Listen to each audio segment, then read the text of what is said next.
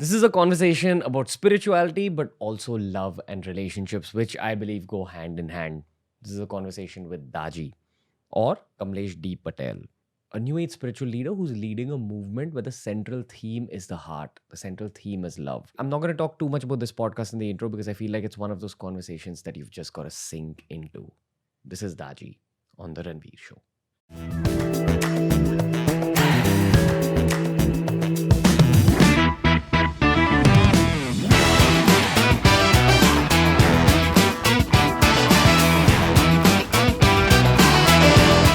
Namaste, Daaji. It's a huge honor having you on the Ranveer Show. I do not look at these kind of interactions as podcasts for my audience. I look at them as blessings in my own personal life, the life of the person behind the podcast. So deeply honored. Thank you. Me too, me too. Good to see you. And you are what I have heard about, as I already told you, Ranveer. Glad to meet you. And I can breathe my last seeing you, young people interested in spirituality. So it gives me a lot of hopes. I, that's my big hope, and also my observation. Honestly, I feel like there's a whole generation of kids coming out where there's this theory that all of them are special souls, and we'll see the whole world gradually becoming more spiritual. Would you agree to something like that? That kids born nowadays are not your average souls. They are not average. In fact, they are rebellion in a good sense. Okay. The reason is the previous generations, they have been living in the what we call state of obedience. If parents say so, they believe so. Nothing wrong with it also. It's okay. It maintains peace. Today's generation is quite challenging and they say, you believe in God? They say, I really don't know. Some people say, I don't. And I do admire that honesty because unless and until you do experience, how can you believe? So, my movement, my appeal to youth is come to a neutral point. Don't say I don't believe and don't say I believe. So See, yeah. and run an experiment with your heart. You become the scientist, let your heart judge, and through the experiments you carry out on a day to day basis, let the results speak to itself and say, yes, I believe that He exists because I experience. So you can speak from your experience, from your conviction, not by borrowed knowledge. Borrowed knowledge will not take us further. Right. Daji, a little personal question to you, but what is your image of God? Like, I feel every human being has an image of God. Some people say it doesn't exist. Some people say it's the universe. For some people, it's Krishna Bhagwan. For some people, it's Jesus Christ. For some people, it's just being a good person. So, what is your image of God in your head? Image of God has been changing in my life. It has been evolving over a period of time. When I was younger, I had certain image of God in the form of Brahma, Krishna, Allah. All I believed in everything. Then I came across Ramakrishna Paramahansa literature and Vivekananda and many saints. And then you start watching Mahabharata, etc., etc. And then if you try to meditate on Lord Krishna, who comes to your mind? The actor.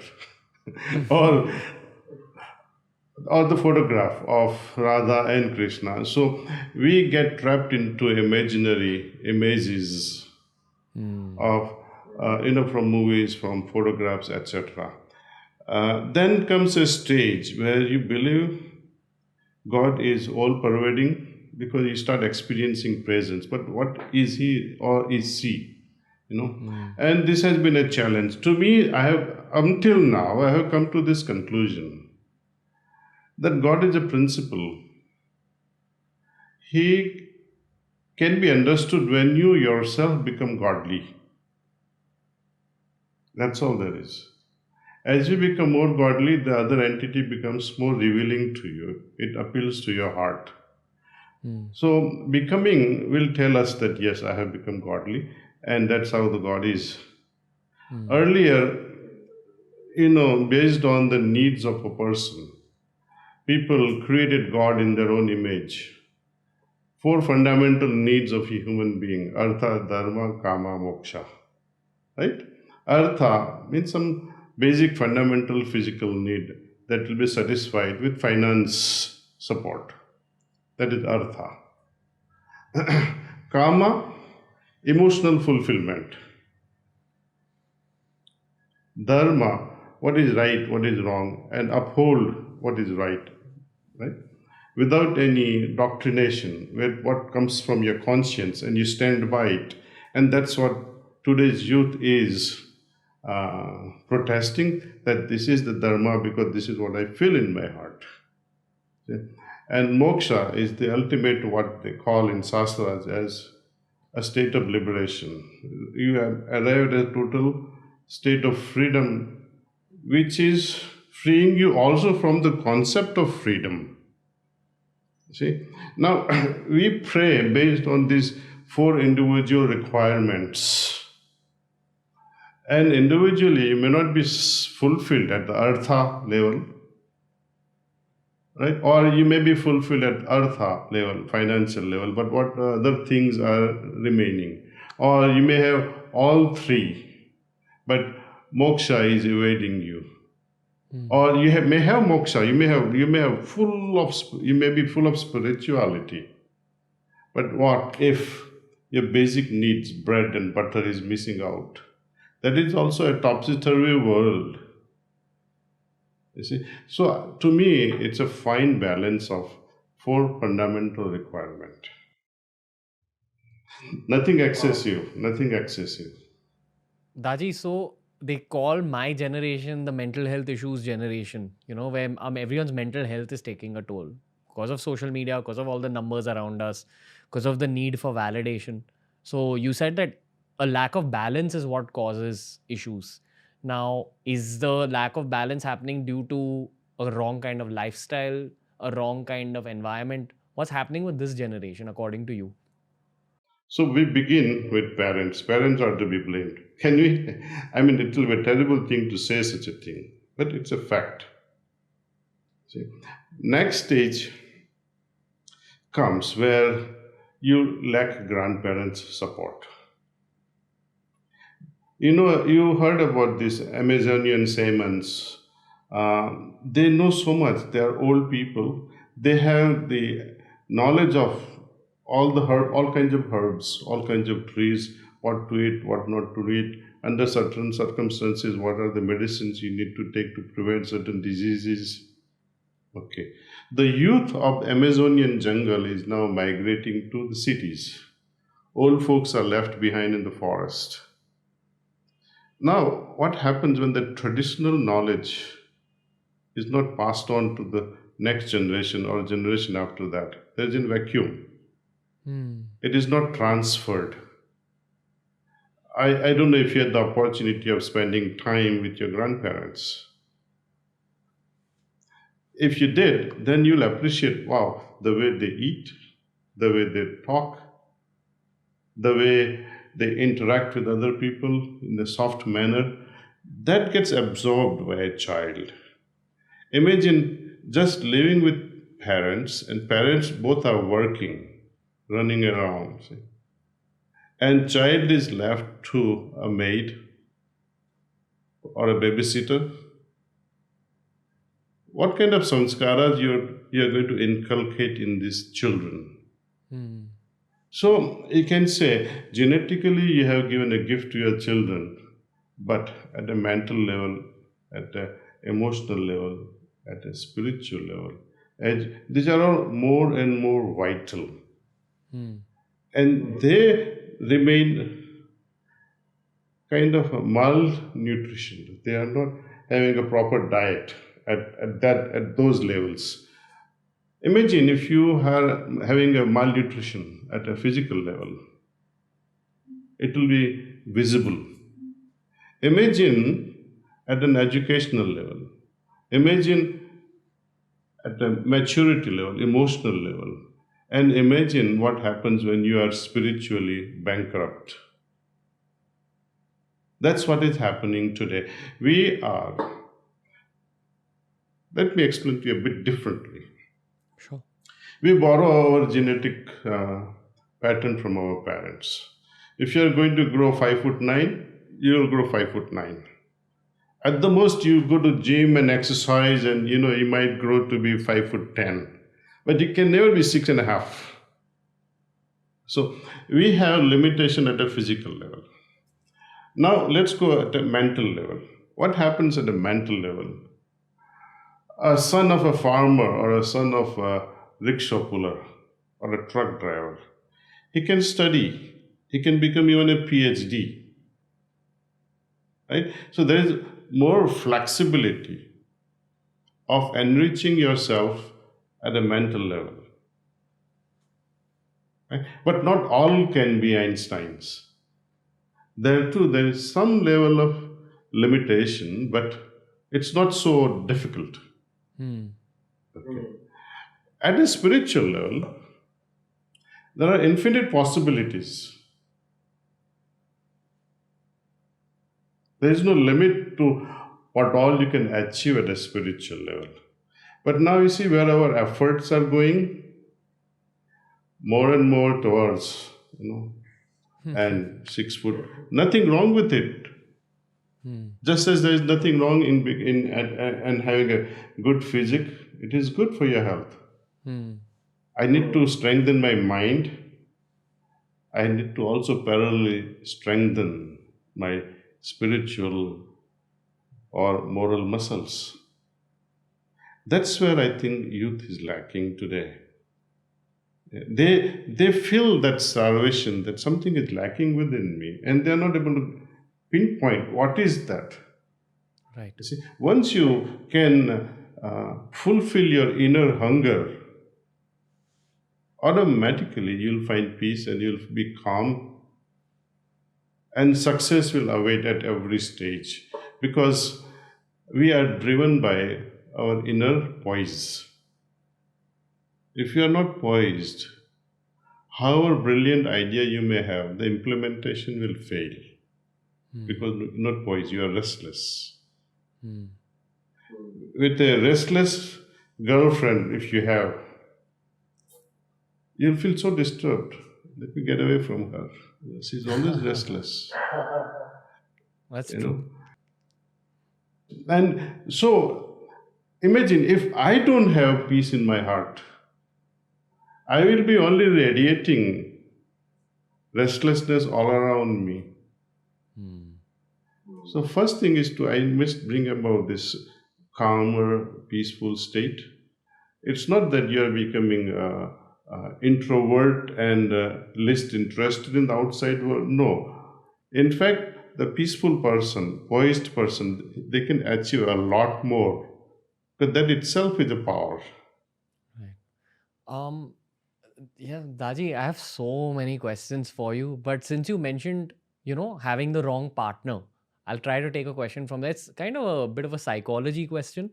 So I was reading this very interesting article on the nature of relationships, and there's this thing called the bad boy complex, where basically they say that a lot of women are more attracted to possibly men who signal bad boy traits, who have something wrong about them, but that's what attracts you. And the same can go for men going after the wrong kind of female partners. So what happens in someone's head? Like, why are you more drawn to the challenge rather than someone who is, right for you in many ways? And I'm not saying that this is a general statement, but this tends to happen a lot. It's a general thing. Exceptions are there, but as you say, it's a very general thing, and it always leads to disasters. You already know. And we as human, we like to challenge. Right. A person who refuses you, you go after that person so often. Right. But a person who is easily available, so oh no, there must be something wrong with this person. Right? So part of it is also ego. That hook or crook, I have to win this person. Right. And then when you build a relationship with such an ego, how long will this ego last? Fulfillment of ego will last. Immediately, with the success of having a relationship with a person you are attracted towards, you'll be happy, but it will not last longer, because opposite may attract, but eventually these opposites will crumble, because Mm. I cannot live with a person who is having opposite views all my life. Yeah. In the physical world, in the science, they say North Pole, South Pole. Opposite poles attract, anode and cathode, positive and negative charge. It's true in the physical realm.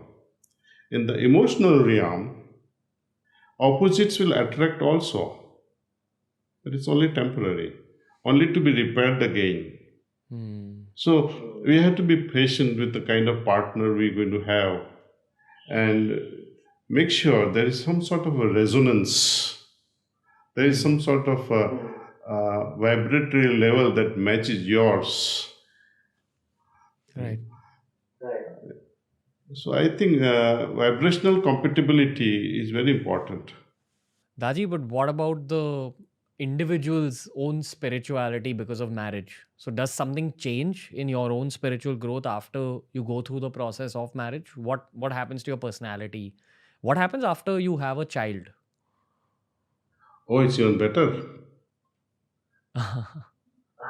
You see, when a spiritual person is there, I mean, let us say, I consider you as a spiritual boy, and your vibratory level is definitely going to affect your wife.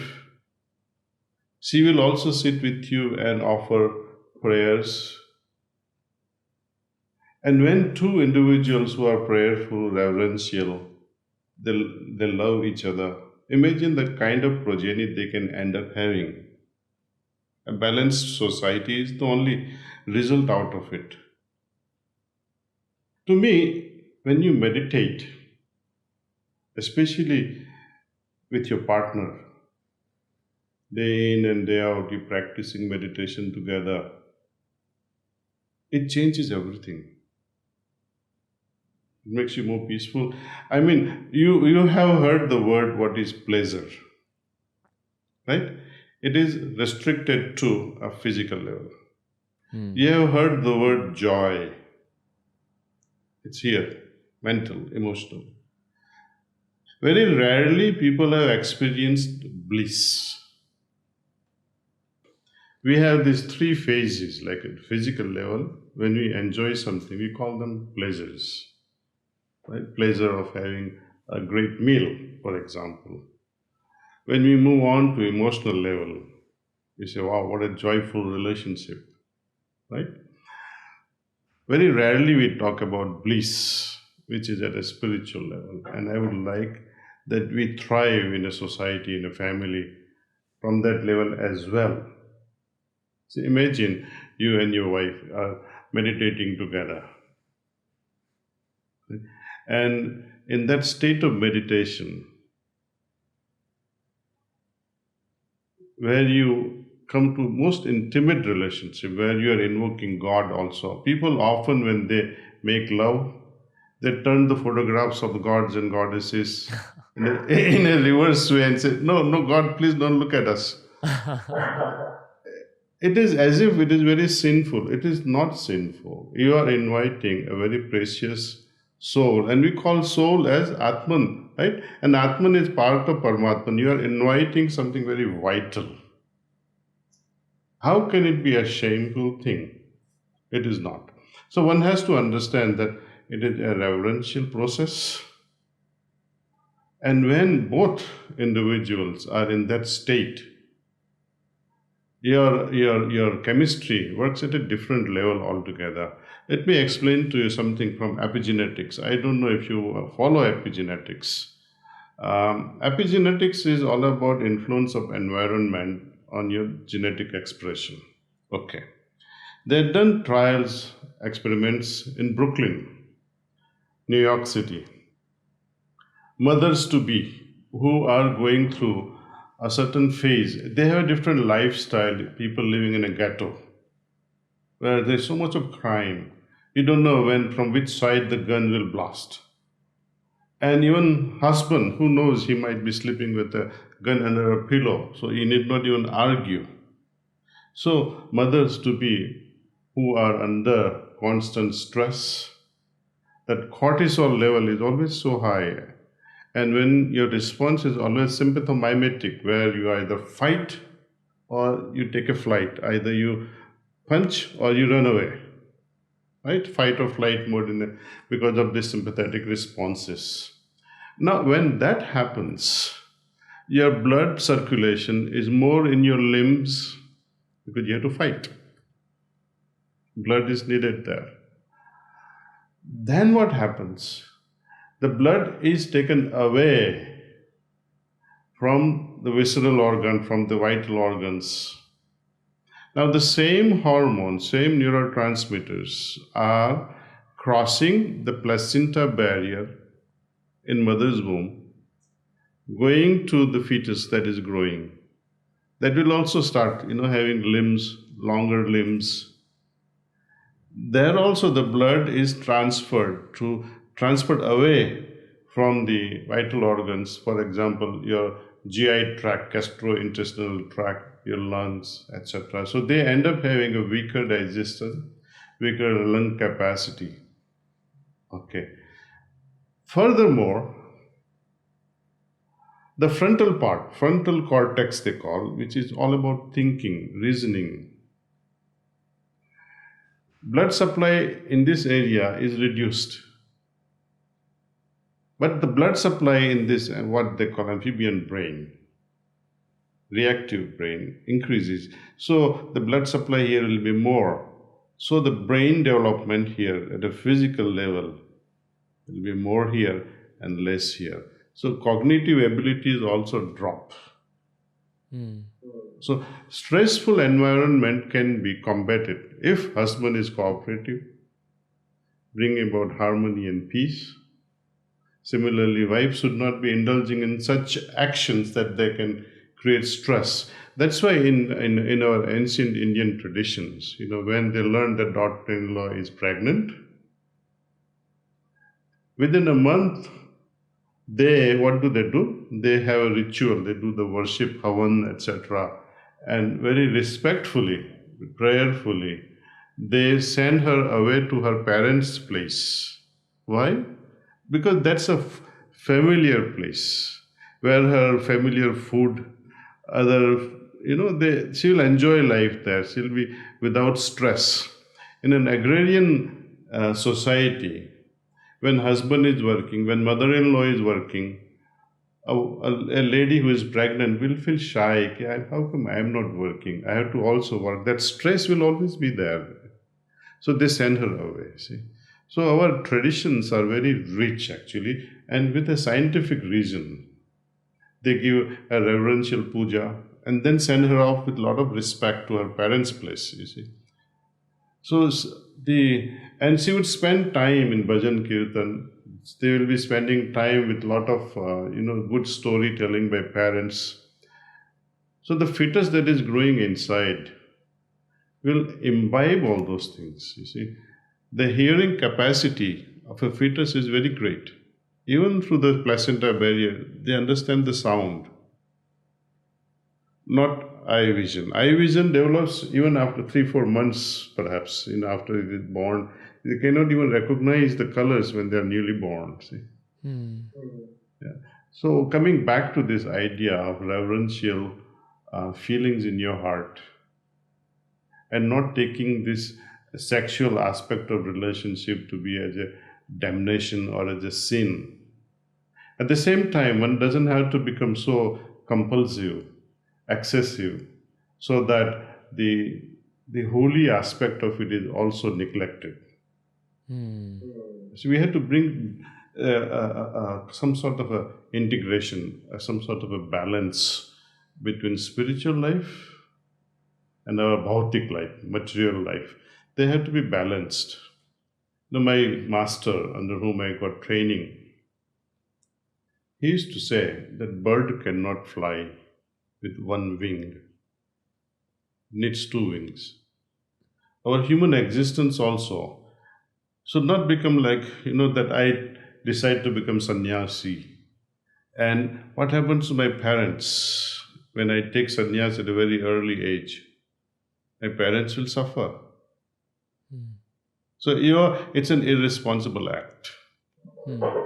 Even I don't admire Lord Buddha having a child and then say I'm having a detachment and I'm running away into the forest. He left his wife and a newly born child in the palace and just left just like that, as if he has no responsibility.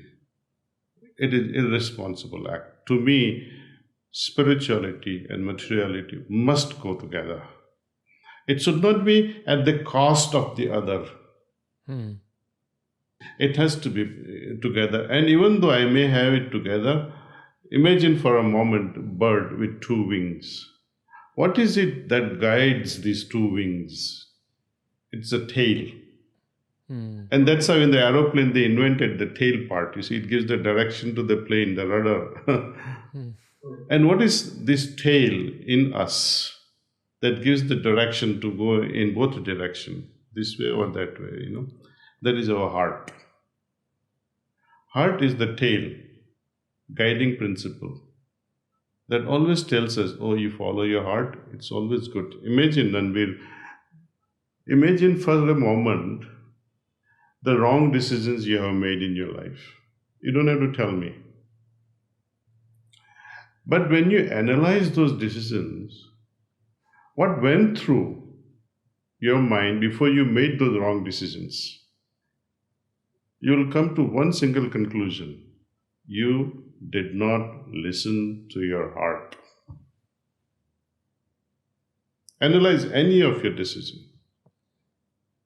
Yeah. I mean, you're definitely right. So we need to listen to the heart. Now imagine if your heart is corrupt.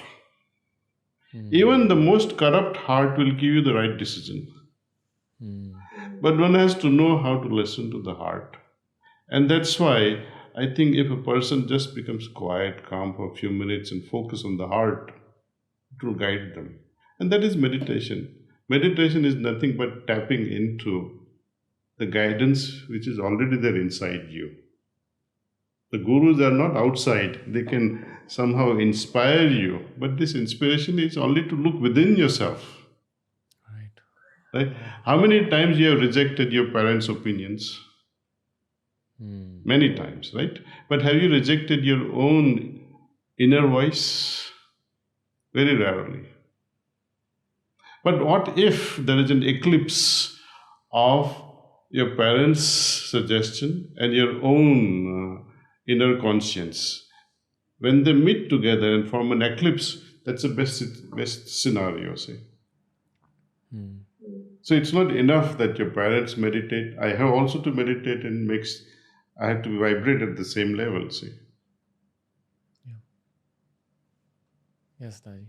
Um, there's something very interesting you said about how the material world can be balanced with the spiritual world. And because you reference science so much, I'd love to ask you the scientific perspective about what goes on in your mind, your heart, your soul, that guides you along the path of your career and along the path of your life when you inculcate spirituality. It's very simple, Ranveer. Very simple for me to tell you. Um, when we have to make decision, be it marriage, be it my career,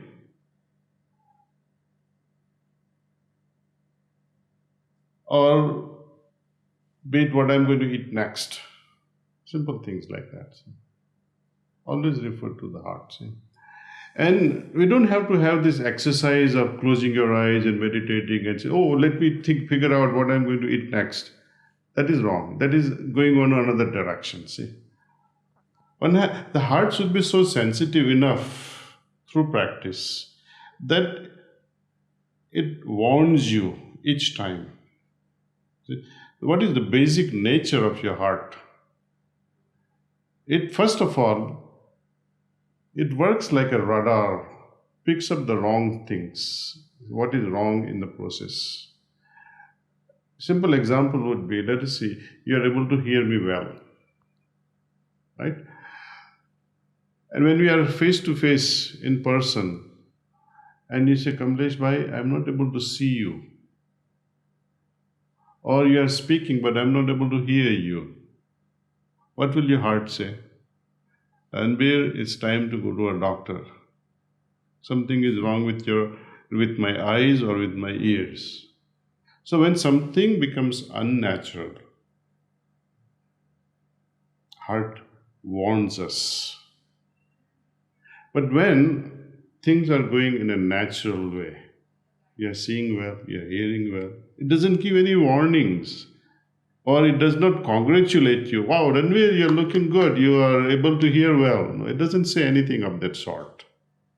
So, nature of the heart is to give us warnings.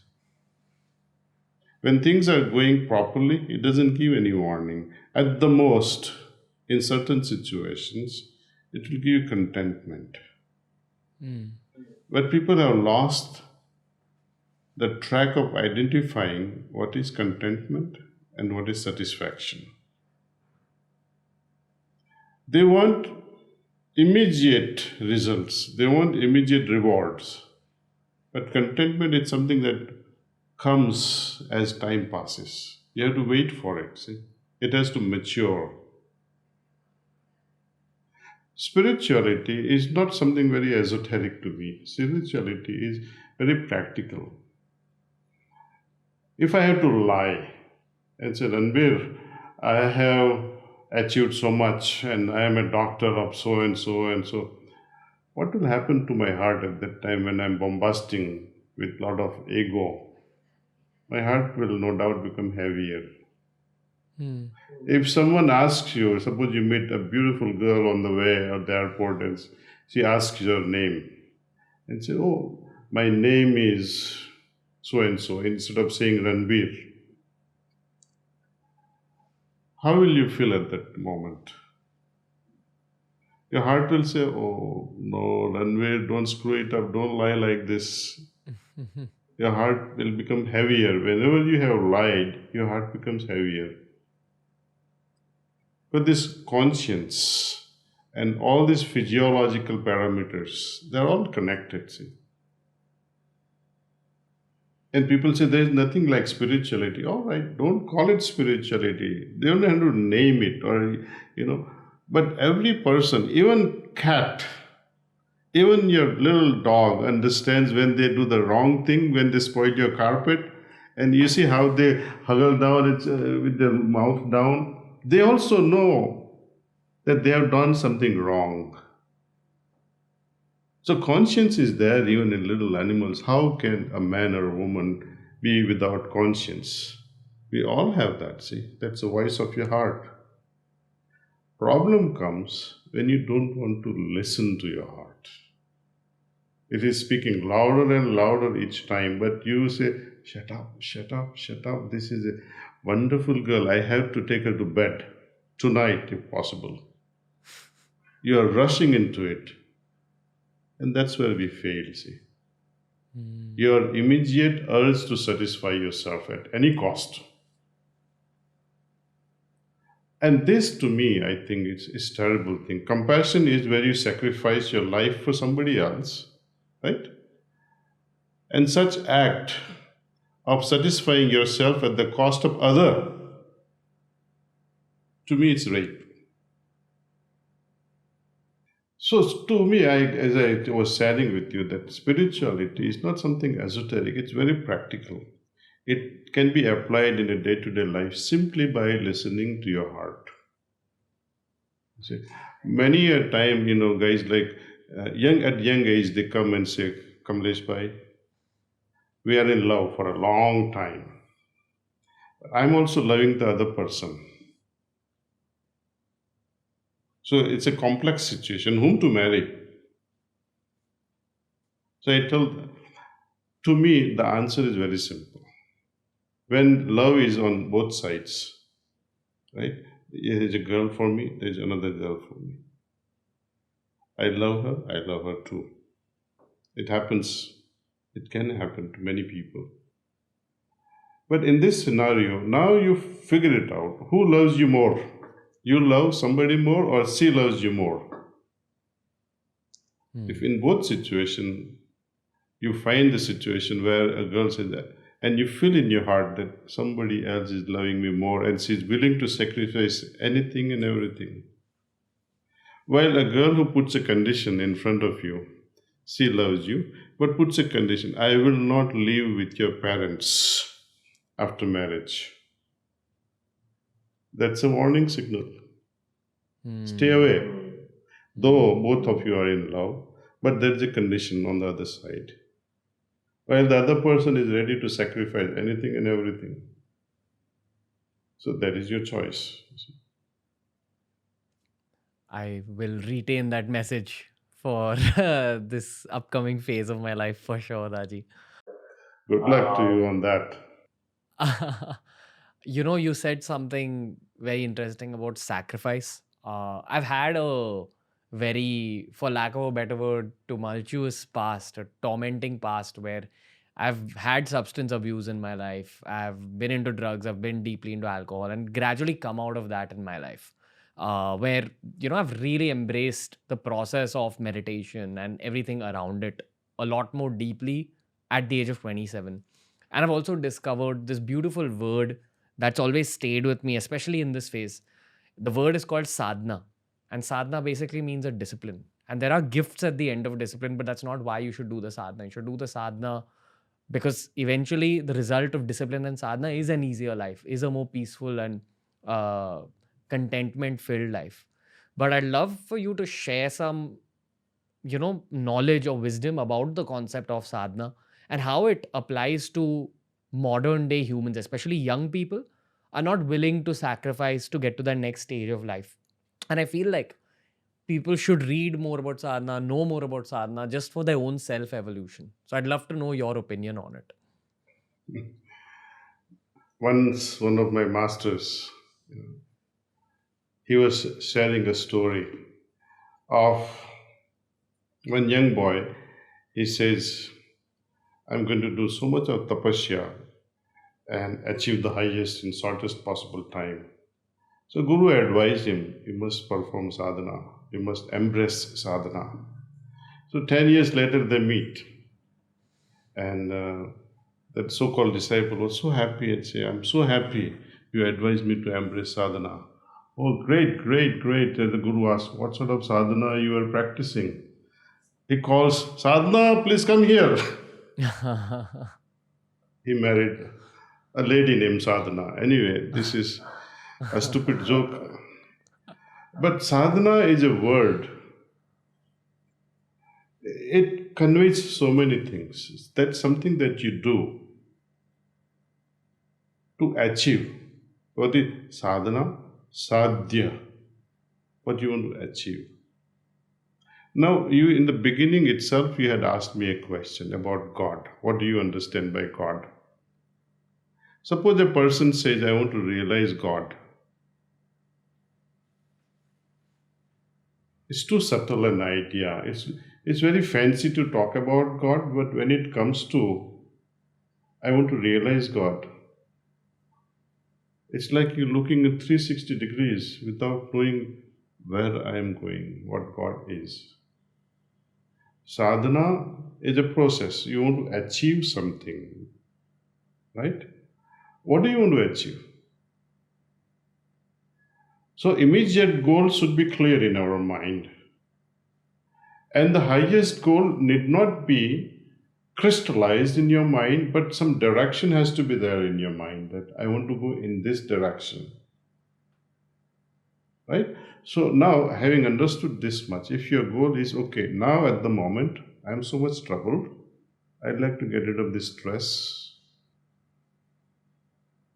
So the goal becomes distressing yourself and you want to bring about some level of peace in your heart. Okay. Having achieved peace, you'll come up with something else. Oh, I want to go a little bit higher. You have understood that much. It is like, when you are driving around the mountain during the winter days, early morning, and there's so much of, this fog all around. You hardly see anything 10 feet away from you, but nevertheless, you continue your journey, right? And you go 10 feet, and then you'll see another 10 feet, and you'll see another 10 feet, and that's how the journey continues until you reach the peak. But if you say, I'm not going to continue beyond this 10 feet because I don't see anything beyond 10 feet, then you are a failure. See? You have failed. Spirituality is also like that. Nothing will be clear to us on the journey on the first day. But as we move along, it reveals to us little by little, little by little. Why? As I was saying earlier, what is God to me? To me, it's not so important what is God. For me, what is important is how I can become godly, more compassionate, more loving. You see? So my aspect of understanding of God is resonating with that entity we call love. How to arrive at it? So there's the whole exercise of spirituality. If you look at it from one perspective, it is all about love.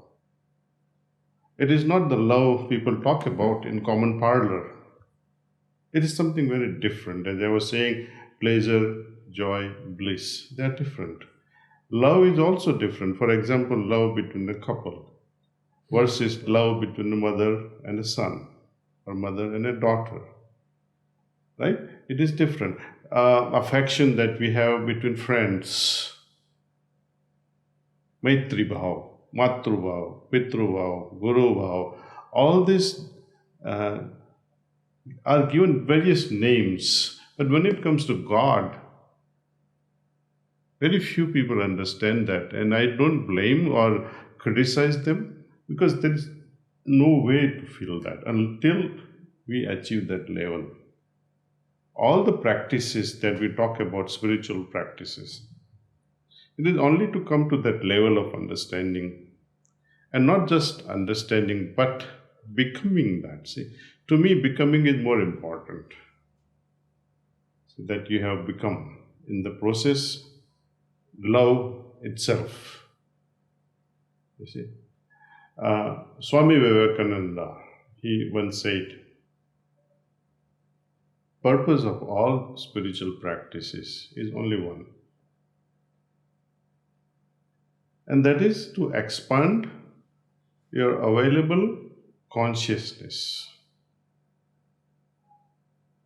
This available consciousness that we all have, it is like a thin film of water sandwiched between two giant oceans. Can you imagine? Thin film of water, imagine it being sandwiched between Pacific and Atlantic Oceans. That's how our available consciousness is. And he says, I must be able to soar higher into the sky of superconsciousness. And I must be able to dive deeper into the oceans of subconsciousness through the spiritual practice I'm indulging with. So the aspect of sadhana is evolutionary. Would you be happy if I tell you, Ranveer, that you had a beautiful experience of samadhi, and day after day you have the same experience? Would you be happy? No. I don't think so. Have you seen that movie? What was that movie where this guy has the same experience day after day, day after day? Truman Groundhog Day. Huh? Oh, right. Right. Groundhog Day. Oh my God. I mean, imagine his frustration. Everything repeats, every single day. And spiritually, during your sadhana, if you go on experiencing the same thing again and again, I mean, there is nothing more frustrating than that. But I do find people, they say, oh, I was with this such and such a guru, and I was in Mansarovar, and I was in Kailash, and he touched me, and then say, wow, I have elevated you. Elevation is not once, it is incremental. Purity is not once, it is incremental purity. Suppose God gives you a gift and says, Ranveer, I have totally purified your consciousness. I don't think you will recognize yourself. You'll go gaga in a sad way. because you cannot tolerate 100% purity. It has this improvement of purity has to be incremental, gradual to the extent we can tolerate it. Got it. Right? So when we move from one chakra, in yoga, we often talk about chakra system, which is energy system. And we take a journey, especially with heartfulness, with the heart. The reason is the three chakras which are below that, which are common with animals. Here begins humanity. We have to expand that. Compassion, love, empathy is part of this heart. And then we move on to another chakra, to the next level, to the next level, and it continues. And when you are at one particular chakra, you have some level of consciousness. And with Guru's help, who guides us in meditation with transmission. And transmission is very unique. It takes us deeper into our levels of samadhis, The samadhi that you enjoy while you are at heart chakra is different from the samadhi you achieve at Atma chakra or fire point or so many chakras are there. Yeah. So it's evolutionary. Sadhana can be very joyful only when there is a change in consciousness all the time. Now, for an experiment's sake, to the audience who are listening, try this out. You meditate on the heart, thinking of presence of the divine principle, that my heart is an embodiment of the source of all that is divine. Make that thought and sit for meditation. Now, another form of meditation, the same thing they do, that same divine principle, the source of all that is divine is present in my heart, but you invoke this pranahuti transmission, which is available through heartfulness way. You compare the experiences. I have a pharmacy background, Ranveer. Whenever we have to research a new drug, it is compared with a placebo or compared with an existing. Let us say if you are researching a painkiller, you are comparing with the existing painkiller. Does my new molecule have lesser side effect than the existing molecule, or is it better in quickly relieving my pain than the previous one? Then this new entity will have a good market value. Right? What is happening today with Pfizer COVID vaccine, right? Or Bharat, or Serum Technologies, or Moderna, or so AstraZeneca, so many are there. So we say how effective it is, and see if it has least amount of side effects.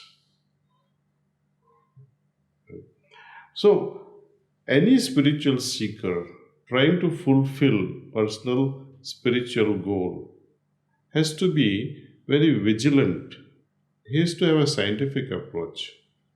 That if I meditate just like that, and if I meditate with this transmission under heartfulness way, is it better? Does it give me a better experience? Then that is for you. So I urge that you must try it before you make a judgment. See? Right. And we have this app called Hearts app. It's like, what is that cab thing we have? Uber cab, right? Uber. You are Uber cab. And you make a request that I would like to be picked up and I have to go to this place. So someone who is near around will say, Ranveer, I'm coming, and they pick you up, right? Similarly, let us say you are in India and you want to meditate, and suddenly you woke up at 2 in the morning and say, I would like to meditate with the help of a trainer. Now, who are you going to contact at 2 a.m. in India? So this app will search a trainer and log into you, maybe from New York or maybe someone from Paris, and say, okay, Ranveer, I'm available, and they'll sit with you and transmit to you, which you can feel it. As I was saying, it's a matter of experience again. It's not hooky thing. It's something people only understand after experiencing things like this. So it's easily available, and anytime, all these practitioners plus the trainers are available, and those who would like to meditate. On Sunday, I transmit from here, from our ashram. I transmit this pranavati at 9 a.m. every morning from ashram, and they can all join. Even if they are first time meditator, they can join at 8:45. There is a link, Heartfulness meditation on Sundays, and they can take benefit of it. Uh, Daji, I'd love for you to share some knowledge about the concept of chakras. Like, if you had to teach a 4-year-old about chakras, how would you introduce that concept? Like, in its simplest form, like, what are chakras? How many are there? What do they stand for? What is it? Simply put, chakras are like circuit breakers. We have multiple. Suppose electric current is passing through a wire. You have attached, in the first place, some equipment, another equipment, third equipment, fourth equipment, fifth equipment. And if they are taking, if the resistance in each is different, right? So from 110 to 220, various levels of currents will be passing. So you have to filter it, right? But if the same current is passing without this resistances and reaches out, it can blow the circuit and burn it. Hmm. Okay.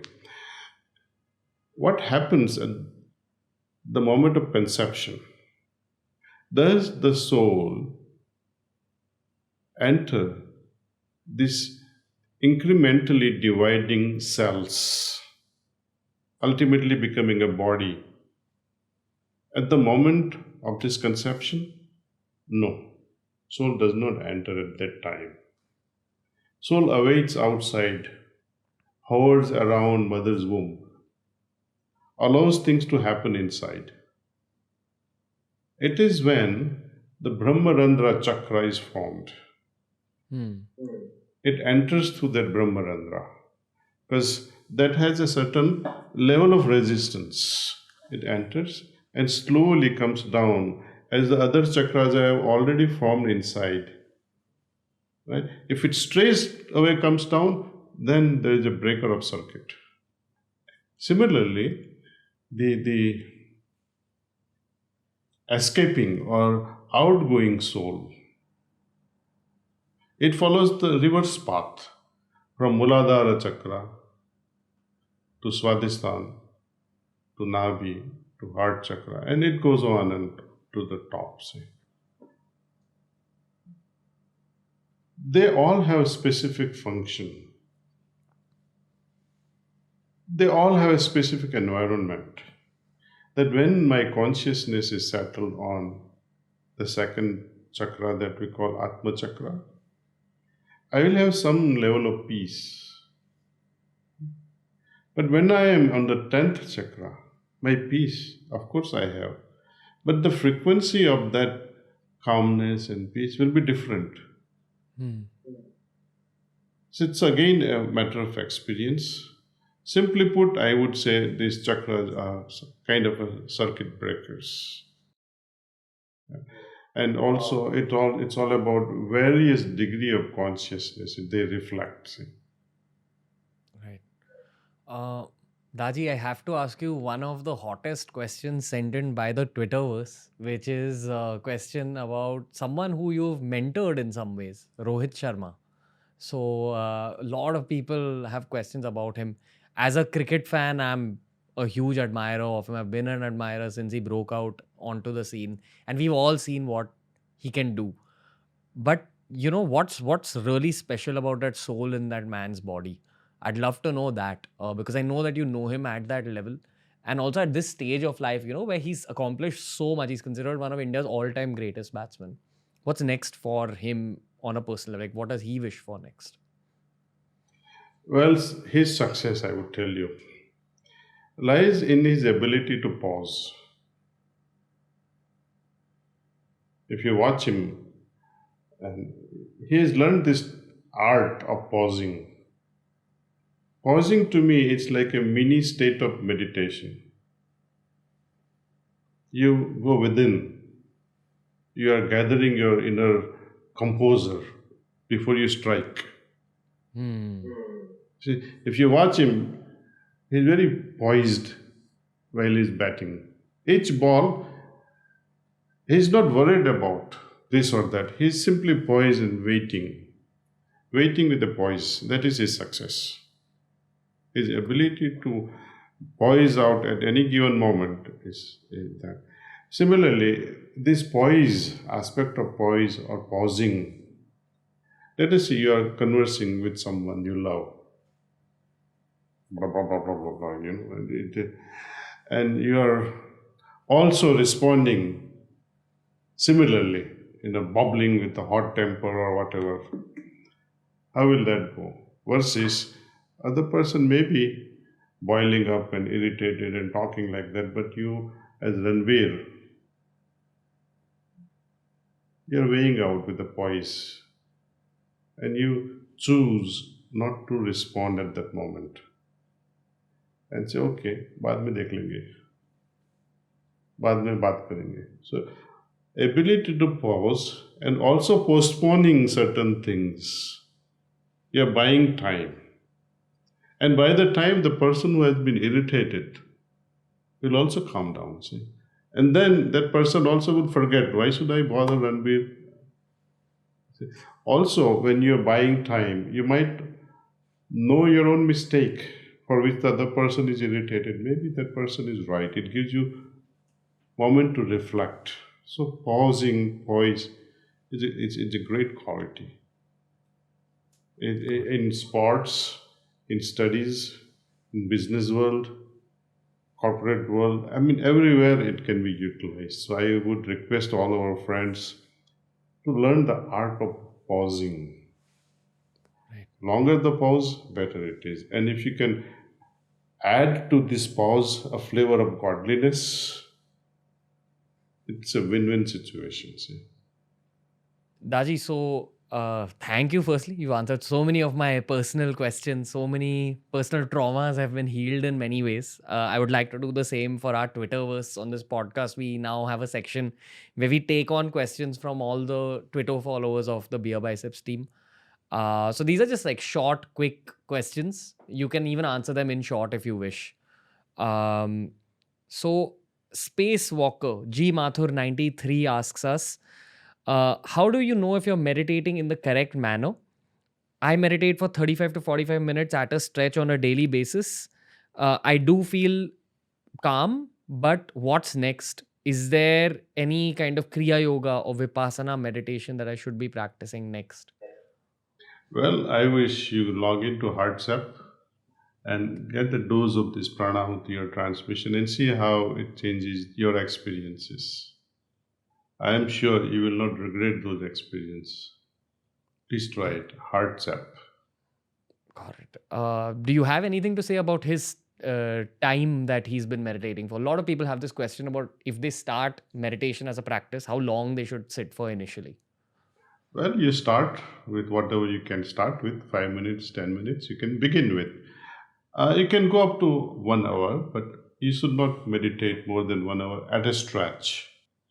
Okay. Take a break for 5-10 minutes, walk around, and if you like to meditate again, start again. But never more than 1 hour at a stretch. Gaurav Padam asks, while there are many paths of spirituality, how do I know if I am on the right path towards spirituality? Well, it's a fundamental question that we all go through whether I'm on a right track or not.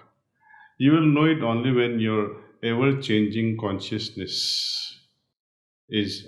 It's a sign of it's a witnessing sign that my consciousness is changing, my experiences are changing. I'm becoming better and better person.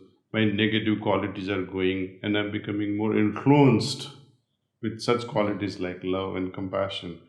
And more people will come and say, wow, there's something different with this person. Then you say, Got wow, thank God, I'm becoming better with this practice. Swati Sahawal asks, I want to know how to be detached from the material while living within a materialistic world. Well, I wish you do everything with passion. Hmm. You see, because without passion, even spirituality will fail. Swami Vivekananda says, "Give me a man of passion and see what I can do." So passion is Hmm. not wrong. See, attachment is not wrong. Many people say, "I don't want to earn money." What is wrong with earning money? If you don't make money, then the other negative elements in the society will end up making money.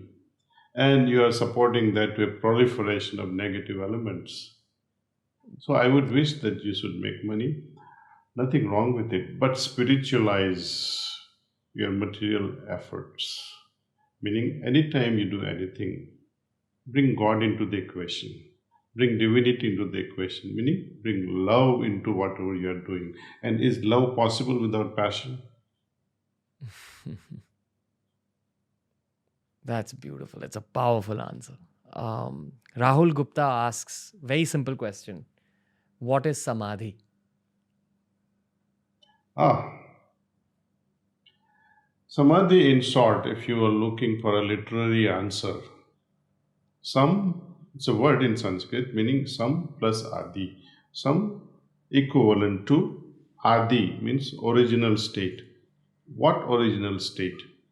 That was prevailing before the creation. So, absolute balance that prevailed before the creation.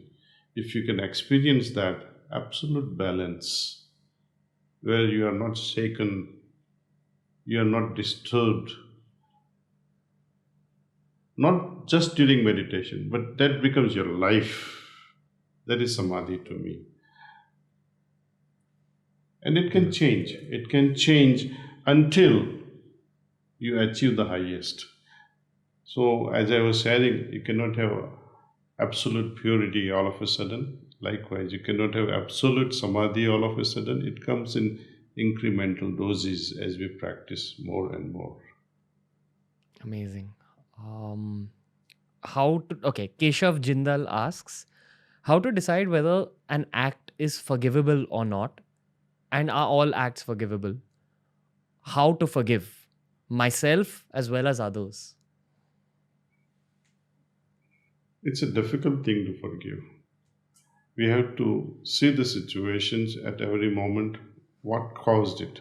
And if I cannot forgive, also, I have to understand how long I want to harbor this toxicity in my heart. By not forgiving, who is getting hurt? Is it the other person or myself? Other person may have forgotten you altogether, but you are holding it in your heart. So they say it is easy to forgive, but not forget. Hmm. So if it remains in your mind as a memory, there is nothing wrong with it because when someone really does hurt you, or let us see, I have fire, I get affected by a fire. It teaches me not to touch the fire.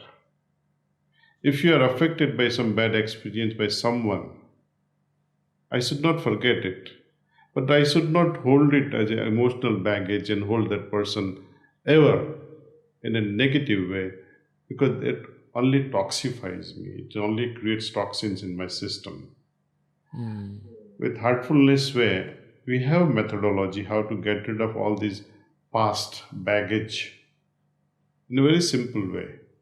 So once again, I urge you guys, try this out and see how easily it can remove all this toxicity. Amazing. Daaji, the next question is from Ayush Bajaj. Another very interesting question.